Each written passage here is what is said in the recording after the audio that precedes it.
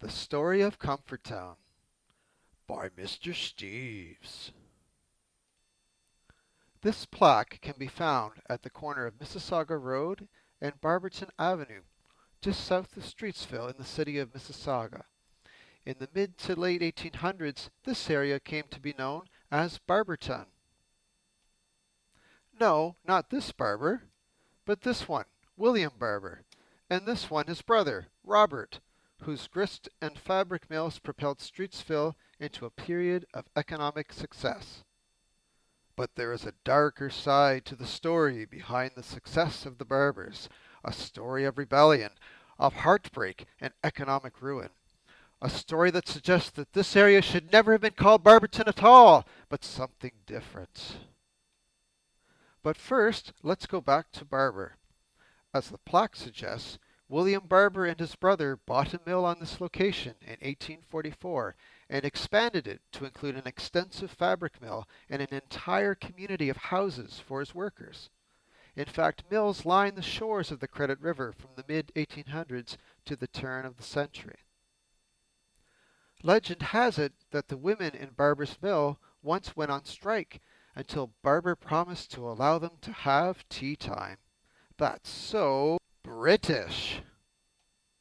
Barber prospered from his business and built a big house, this one, which is now a fancy restaurant, and his mill now continues to function today, although on a lesser scale, since big business today is in iPhones and Coca-Cola and these weird things called Zuzu Pets. But before the Barbers were ever in Streetsville, there was another guy, this guy, William Comfort. Well, this is actually my son during pioneer days, because I can't find a picture of Comfort, because everyone has forgotten about him. He's the one who first built the mill in so-called Barberton. He's the one who this place should be named after. So why is he forgotten? Well, Comfort had a few friends who got into some trouble. In particular, a former mayor of Toronto. No, not this guy, but this guy, William Mackenzie, the first mayor of Toronto. Mackenzie had a reputation for complaining about the government, both in the legislature and in his newspaper, the Colonial Advocate. Eventually, Mackenzie got so upset that, in December of 1837, he marched a band of ruffians down Yonge Street to take control of the government. And he almost succeeded, since most of the army was deployed in Lower Canada to stop another rebellion. But what Mackenzie didn't realize was that most Upper Canadians kind of like the British and the Queen. Or no, not this Queen, but this Queen. And they fought against Mackenzie rather than for him. So Mackenzie did what any courageous person would do when facing hardship and ran away to the United States. So how does all of this connect to William Comfort and the Barbers? Well, when Mackenzie was fleeing to the United States, he stopped along the way at Mr. Comfort's house for some rest and food.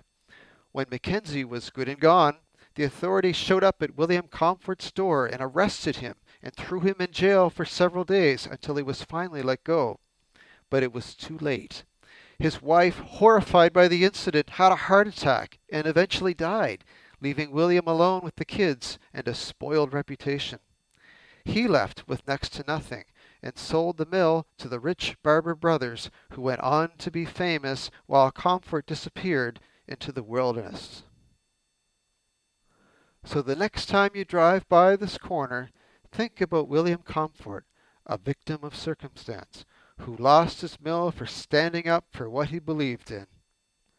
And think about why the small community of Barberton should really have been called Comforton.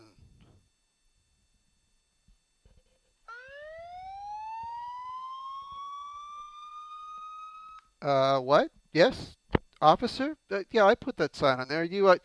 Vandalism? No, officer, let me explain. Down to the station. This is an outrage. Stop! No! Long live Comforton! Long live the rebellion!